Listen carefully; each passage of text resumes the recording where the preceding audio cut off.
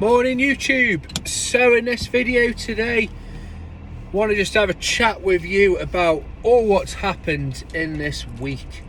So let's get on with it then, guys. Now, what a week it's been. It's the week after I should have gone into hospital. Now, we're not going to dwell on it. We're not going to let it get us down.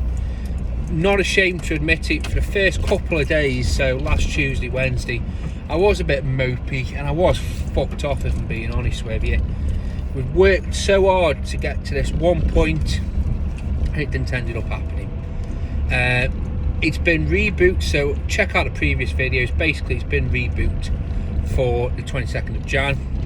It's not ideal, but it is what it is. There's nothing I can do unless somebody's got a contact, you know. There's nothing I can do to bring it forward. I've since then, I'm jumping a bit about in the story, but yesterday I had a letter through from the pre-AMS team. I've got to go in for a pre-op, and you know, it's set in stone at this point because they can't operate before the pre-op, and when the pre-op's done on the 13th of December, you know, they'll probably think to themselves, well, what's the point in bringing it forward? It'd be nice if they do, but we can both say that luck's not on my side at this point.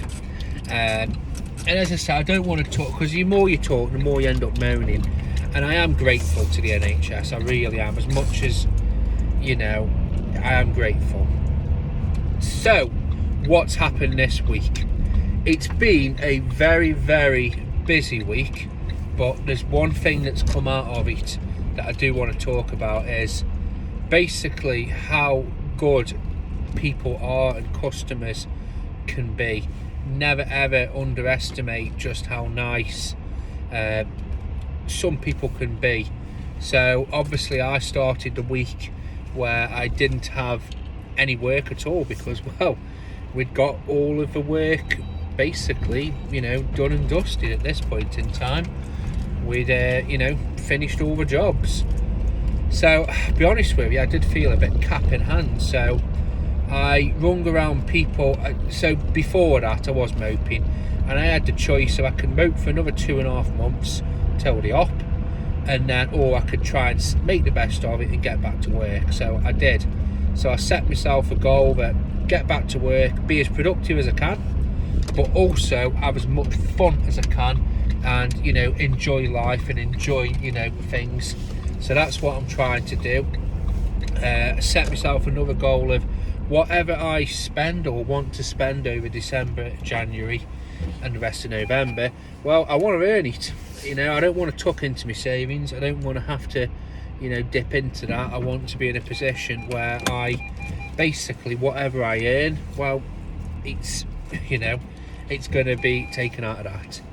Also, January I have my MOT and service, and, you know, it's always one of them where there's a price to motoring. That's how I see it anyway.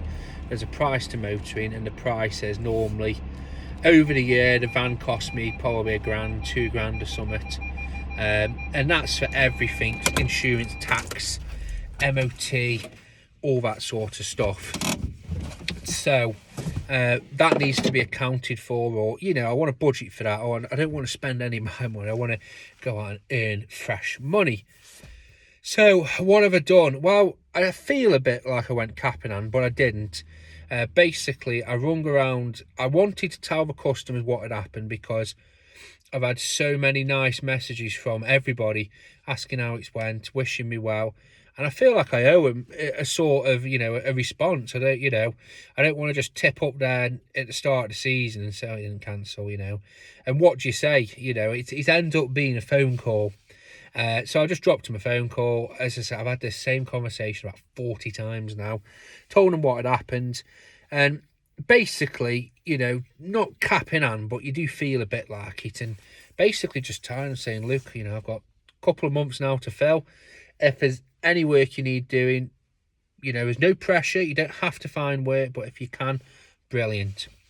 I'd say about half of them did. Half of them have said, well, you know, there's not, I know there's stuff to be doing, but you've got to remember it's winter. It's a hard one to sell. it's cost of living, you know. I'm not expecting it because we did work to get it all sorted for them, and that's what we did. So as I said, I managed to drum up work, so much so that actually I've got the rest of November is pretty much booked up now. I am going to Edinburgh this week. So again, I wanted to earn some money for that, and I have done. So I'm going to Edinburgh this week. Weekend. I'm going Friday, Saturday, Sunday, and I'm coming back Monday. So that's, you know, going to be a good trip. What else has happened? Work-wise, it's not been little crappy jobs. People have been finding me blooming good stuff, actually. And I've also picked up a couple of new jobs. I've got to do a jungle clearance. It's just a cliche. It's like the wall of brambles, basically. I'm not looking forward to it because the lady kept me talking and telling me all about her problems, and we've all got problems, love. But you know, it is what it is, isn't it? So that's a job. I've done no end of power washing. I've done 3 jobs this week. I did 2 today, 1 last week, and I've got a tree reduction, well, tree removal actually, next week or a couple of weeks from now. So yeah, just literally just basically just getting on with things and just getting everything sort of, you know, all booked in, and, you know, filling the diary again. The container update, it's full of furniture. It was ridiculous. Before I went into hospital, my friend who has the container over from me, he said, can I put some of my stuff in yours while I'm just, he's having a sort out. I said, yeah, no problem. Ended up cancelling it, didn't he? So I went back to my container to get tools, and I opened the door, and it was just the tools, the stuff was at the door. Fucking hell. And I only have a corridor anyway to work in, but it's fine. It's got it sorted.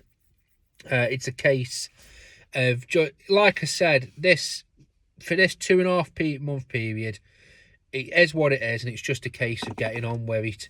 So I am finding work to do, and I am finding bits of stuff to do. So like I said, it's just a case of literally just plodding on. Customers, one thing I do want to say, thank you for the comments, all of them. I try and get back to them as best as I can, but with all what's going on, sometimes I think I don't want to be reminded of it because it has been very stressful. But I do want to thank you for the comments. But another thing is, never sort of underestimate how customers are and how you treat them, because I honestly think if you treat people fair and you treat people well, they'll treat you well and they'll treat you fair. There's no harm in just being a gardener, the grass guy. You know, you just go cut the grass, that's it. You don't want interaction with them. I'll be honest with you, there's some customers that they don't want interaction with me because I'm just a gardener, and, you know, we don't get on, or, you know, I don't like them, or they might not like me. That's fair. You know, the transaction's going on, isn't it? But there is times where it's, I think I do believe in customer service, if I'm being honest with you. I'm a real strong proponent on it. It's not for everybody, but I do think all what's happened lately, it's people are being more accommodating because I think, you know, they want to look out for me, or they like me. You know, I don't know. I could be talking on my arse there. It's certainly not the thing. I do class my business as a professional service. I always look at myself and I always think that it's getting more where I want to introduce myself, other than a gardener, as a property manager. I know it sounds really convoluted and really over the top, but it is getting to that point, and you want to represent what you want to represent. If you just want to be a gardener, fine, there's no harm in it. If you want to be an estate manager, you know, you represent what you want to represent. So for me, I'm not adding, you know, I'm not saying I'm the managing director of a successful gardening business, you know, nothing like that, but I do see the business going in that direction, and I'm tasting it already with these house clearances. We are in a position now where we're basically looking after 2 properties from start to finish, and hopefully there's more to come. There might not be, but there is. But it's, you know, we're looking after everything, the grounds, the inside, the outside, clearance, and even the correspondence, just the nitty-gritty stuff. We've been trusted to get it all done, and we are sorting it. So again, very, very happy with that. So I do find myself sometimes saying to people, well, you know, we look after properties. Well, what is it you can do for us? Or yeah, I said, what is it you need? Oh, I need anything outside of the front door, we can sort for you. Whether it's grass, hedges, borders, but you know what I mean, gutters, anything we can do. And people like that. I think people, especially now where we're in the age of convenience. So as one example for me, we went to a robot competition at Milton Keynes, and you probably will know about this already, but I'd heard of it, I'd never used it. And everyone was ordering food, and it's one of them where you only get half an hour lunch. So by the time you've driven 10 minutes down the road and, you know, waited, you know, you've got no time to eat and enjoy it. So I was talking to, they said, oh, we just use Uber Eats. Oh, I'd heard about it, and I've got it on my phone because I've, you know, in the past I've not used them, but thought I was going to have to. And I looked, and to be fair, the food did arrive cold, but it depends what I'm not plugging them at all, but it just amazed me that you can sit and tap on your phone and they'll bring the food to you. Brilliant. And I think, okay, the elderly generation, or even actually, it does surprise me sometimes, but everything's going towards people want life as easy as possible. So if they can get somebody who they might just have do the grass at the start, but then they can get him to do the gutters at once a year, or the power washing once every other year, or clean the garage door, you know, anything. It's making their life easier because you don't have to loot, you don't have to hunt around. It's making their life easier down the line. So that's how I see it anyway. It's, like I said, that's how I see my business going. It's just a case of just keeping on track. So maybe it'll go like that, but then I am just a gardener at the end of the day. It depends what mood I'm in.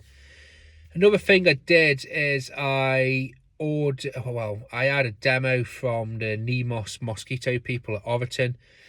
I think the product's called a Nemos mosquito, strange name, but it's a moss brush, weed brush combo. You'll see it, I think I've done a couple of shorts on it, or I will be doing.